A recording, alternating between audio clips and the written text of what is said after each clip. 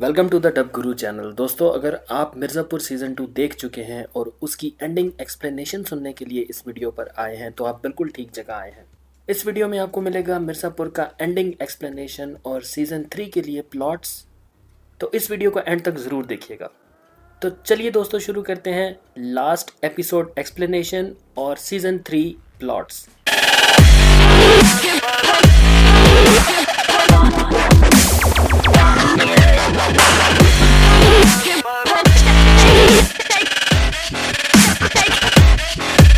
तो दोस्तों, जैसा कि हम सबको बहुत ज़्यादा इंतज़ार था मिर्ज़ापुर सीज़न 2 का, और मुझ जैसे बहुत सारे लोगों ने 10 की 10 एपिसोड्स पहले ही दिन देख ली और अब बेचैनी से इंतज़ार में लग गए हैं सीज़न 3 के।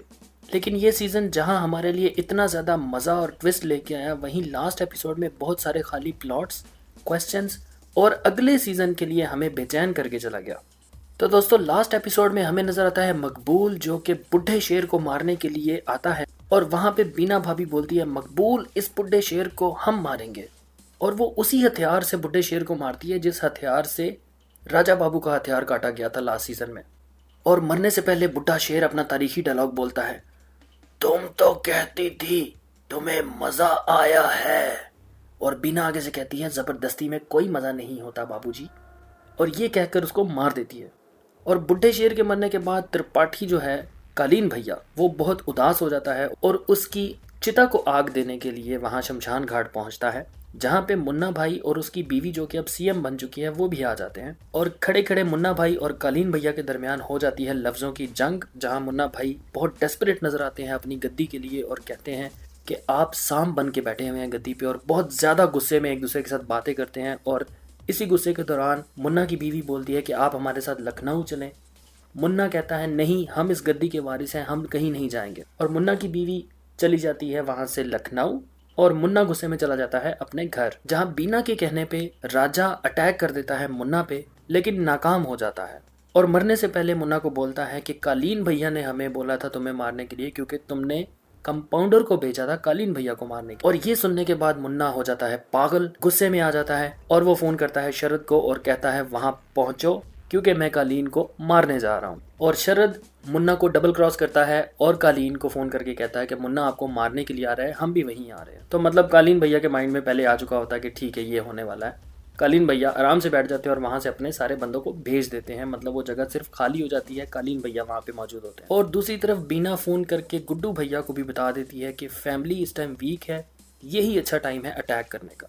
और वहां से गुड्डू भैया भी निकलते हैं अटैक करने के लिए, जहाँ पे जो आईपीएस मौर्या है वो आ जाते हैं गुड्डू के पापा के साथ। वहां पे किसी न किसी तरह उनको अरेस्ट कर लिया जाता है, लेकिन मौर्या का प्लान ये था कि गुड्डू को एनकाउंटर में मार दिया जाए। लेकिन उसके इस प्लान को नाकाम बना देता है गुड्डू का अपना बाप, और गुड्डू का बाप मौर्या को गोली मार देता है, मतलब जान से मार देता है, और वहां से गुड्डू को आज़ाद करा लेता है। लेकिन हमें वहां उनसे ये सुनने को मिलता है कि ये जो मैंने गुनाह किया है इसकी सज़ा मैं खुद मांगूंगा कानून से और मुझे सज़ा मिलेगी। इसका मतलब है अगले सीज़न में हमें गुड्डू के जो पापा हैं वो तो नजर आएंगे जेल में। उसके बाद हम आ जाते हैं दद्दा त्यागी, छोटे त्यागी और बड़े त्यागी की तरफ, जहाँ पे छोटे त्यागी का सारा राज खुल चुका है कि बर्फी का कारोबार छोटा त्यागी ही करता था, और दद्दा और बड़े त्यागी उस पर बहुत गुस्सा होते हैं। और इसी मामले में करते कराते आपस में सबकी फायरिंग हो जाती है, जहां छोटे त्यागी और बड़े त्यागी दोनों को गोलियां लगती हैं, जिनमें से एक बच जाता है। दद्दा ये समझते हैं और स्क्रीन पे भी हमें ये दिखाया जाता है